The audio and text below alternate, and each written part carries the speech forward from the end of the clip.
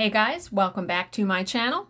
I am Danielle, aka Stitcherista here on YouTube, and today is a diamond paint with me while I continue working on Treasure Studios Art Cherry Blossom by Lizzie Falcon.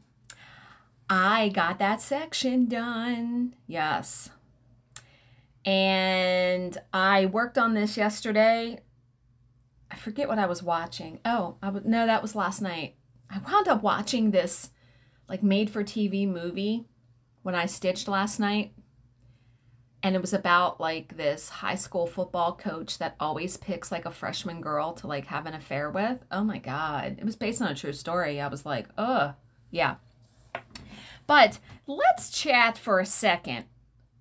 Those of you who are married, you know, there's always someone in the relationship that wears the pants, I want to say. So I like to think that I'm that one. You know, I handle all the finances. I, take care of the groceries, the house. Bill does a lot.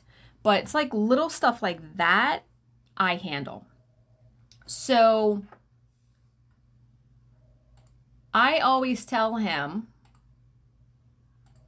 you have to tell me when you're running out of body wash, because I buy them like a 3-pack, or deodorant. When you pull the last bottle, tell me. Don't wait till you're out. So what does he do? Oh, I'm out of body wash. And then I say, okay, well, I have to order from Amazon. It's not going to be here till Wednesday. And he's like, oh. I said, oh, you should have fucking told me like when you pulled the last bottle. He was out of deodorant the other day, so he was using mine. And I was like, you're sapping my strength. You're sapping my strength here. Yeah, it's just like, what the heck? No. So, today we're having spaghetti for dinner.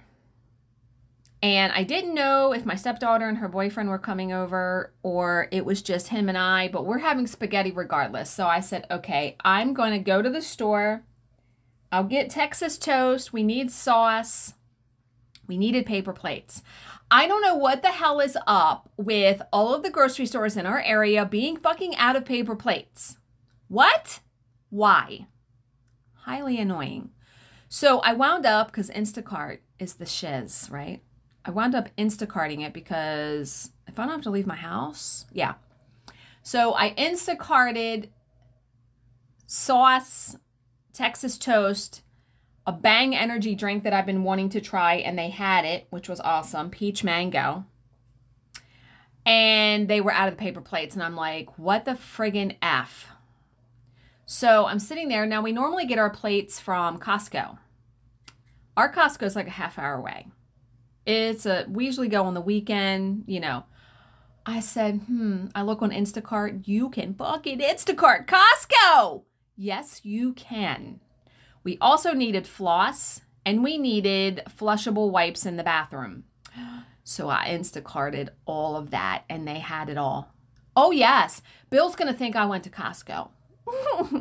So when he comes home and I'm like, nope, Instacarted that motherfucker. Yeah. Oh, yes. That's glorious that you can Instacart Costco. I love it. Yeah.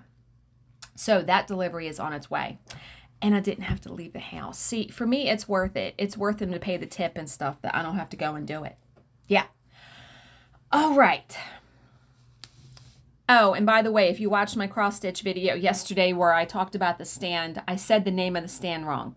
It's not Erica Miller. It's Erica Wilson. I don't know where I got Miller from. I really hate when I do that. Really hate when I say something wrong like that. But okay. So, of course, with this, I always work the black first in a section. I don't know why. I don't know, but I do. So, okay, today's story is called A Woman Scorned. We go back to the 19th century for this story that takes place in Little Italy, a section of New York City. Maria was born and raised in Ferrandina, Italy in 1868.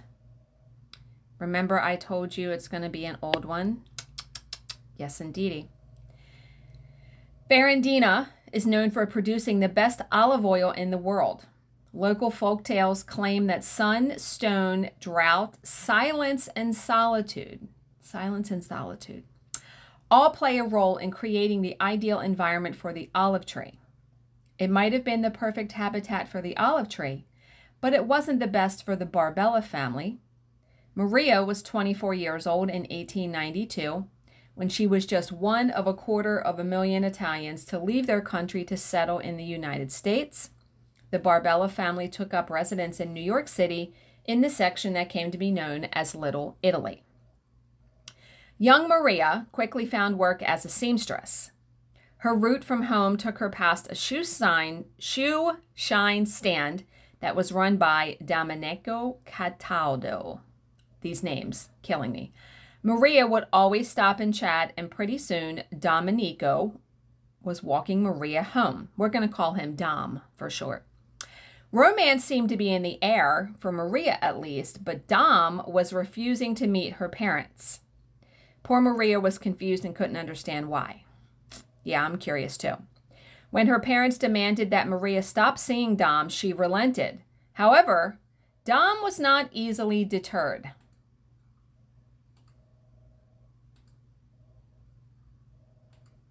He wasn't what one would call a gentleman. What happened?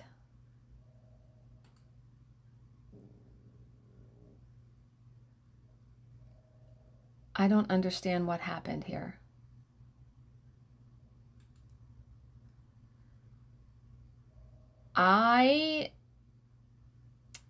Okay, I'm just going to keep going because the video, when I clicked off, it went to the beginning. Anyway, sorry. Okay. So he wasn't what one would call a gentleman. In later years, he might have been called a cad, you know, like a jerk, I guess. Back in 1895, he was called a libertine. However, we are getting a little ahead of ourselves. Okay. One night, as Maria passed by the why can I not say that? Shoe shine stand, Dom talked her into accompanying him to a boarding house. He gave Maria a drink which quite possibly had been drugged. Oh boy. Maria passed out and Dom took advantage of the situation. Oh shit. When Maria woke up, she realized what had occurred and demanded that Dom marry her. Jesus, right? Dom replied that he would, but always came up with an excuse when pressed on the subject. Finally, after Maria had once again demanded marriage, Dom told her that he had no intention of getting married. He just wanted some sex, right? He said that he already had a wife and child back in Italy and fully intended on returning home to them. Dom, what the hell are you doing? On April 26, 1895, Maria enlisted the help of her mother to talk to Dom one more time. So Maria's mom begged Dom to marry her daughter. Dom pushed her aside and ran down the street to Mancuso's bar. When Maria walked in a short time later, Dom was sitting at a table playing cards. Maria once again asked him to marry her, and Dom's reply, Lordy, was, and I quote, "Only a pig can marry you." Why would you say something so awful to someone? Those would be the last words uttered by Dom. Maria put one hand on his shoulder and with the other, she slashed a straight razor across his throat. Dom, clutching his throat, ran after Maria before finally falling dead in the street. Maria made it back home where she changed out of her clothes that were covered in Dom's blood. Wow! Can you imagine just slitting someone's throat in broad daylight in some bar? I guess everyone gets to a breaking point, but good night. So the incident occurred in front of many witnesses, and it did not take long for the police to come calling. Maria was arrested. Yeah, no shit, right? She was put in the New York Halls of Justice and House of Detention, which was better known at that time as the Tombs. Maria stood accused of murder, and her trial would begin on July 11th, 1895. The prosecution claimed the murder was premeditated. The fact that Maria had brought the razor with her seemed to back up their theory. Yeah. The cards were stacked against Maria. She spoke very broken English, saying, "Me take his blood so he no takes mine. Say me, pig Mary." God. Okay. Her testimony didn't elicit any sympathy from the jury. In his directions to the jury, Judge Jeff seemed to seal Maria's fate by saying, "Your verdict must be an example of justice," so he's trying to set a precedent with her. "A jury must not concern itself with mercy. The law does not distinguish between the sexes. The fragility of the female sex is sometimes invoked to excuse savage crimes. We cannot publicly proclaim a woman not guilty of killing a man solely because this man has proposed marriage and then changed his mind." Yeah. Years later, a direction such as this would surely result in a mistrial. But this was 1895, remember. So the judge's direction to the jury made their job easier. They deliberated for just 45 minutes before finding Maria guilty of murder. When she was sentenced to death, Maria became the first female prisoner on death row in Sing Sing prison. The first. She was scheduled to be the first woman to be executed in New York's brand new electric chair. My God. However, the case wasn't over just yet. There were many that thought Maria was getting a raw deal. Many more were against the death penalty, while some just detested the death penalty being given to a woman. Many women's rights activists of the day threw their support behind Maria, and the case was big news back home in Italy. Cora Slocum was an American woman who had married an Italian count and was living in Italy. Now known as Contessa Cora Ann Slocum di Brazza Savornin. Jesus Christ, what? She took an interest in Maria's case. Cora sailed to America and visited Maria in prison. She also footed the bill for new lawyers to appeal the case. Cora also started a petition that eventually had thousands of signatures and was sent to Governor Levi Morton. After a year in prison, Maria was granted a new trial. How about that? The second trial took place in November 1896 and was vastly different from the first one. The defense now floated the theory that Maria had been having an epileptic seizure at the time of Dom's death. An epileptic seizure, oh Jesus, is not going to make you bring a straight razor across somebody's throat. What? They had doctors testify that there was a history of epilepsy in the family. They also claimed that Maria was mentally ill at the time. Now, I could believe that one. I mean, he has sex with her without her knowledge, really. I mean, he probably pretty much raped her.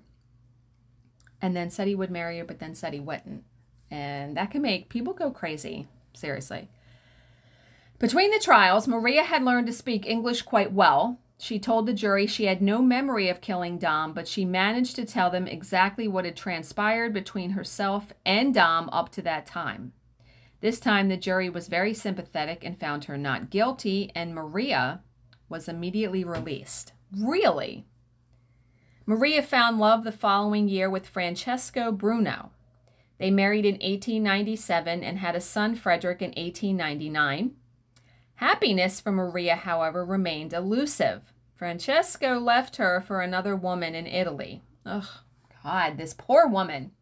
In 1902, Maria and her son were once again living with her parents, and there is no record of Maria after 1902. And it also didn't take the state of New York very long to find another woman to take Maria's place on death row. Martha M. Place was sentenced to death in 1899. So, oh my God, right? Like, poor Maria. That poor woman. But okay, yes, this is quite a short one, but that's okay. So I wind up finishing this section. I finished the black and then I go on to like another color. I diamond painted for quite a while. About, I want to say 27 minutes, half hour, something like that. But when I'm not stopping to read a story, like doing the voiceover, I can get a whole lot more done. So one of my very good online friends, Sandra, sent me or tagged me in a post on Facebook And instead of me reading a different positive affirmation, I'm going to try to end on the same one because it is so fitting, I feel like, for every single day. So remember, look for something positive in each day, even if some days you have to look a little harder. As always, if you have any questions, please leave them in the comments section below, and I will answer them to the best of my ability. Thank you so much for watching and subscribing, and I will see you in my next video. Bye, guys.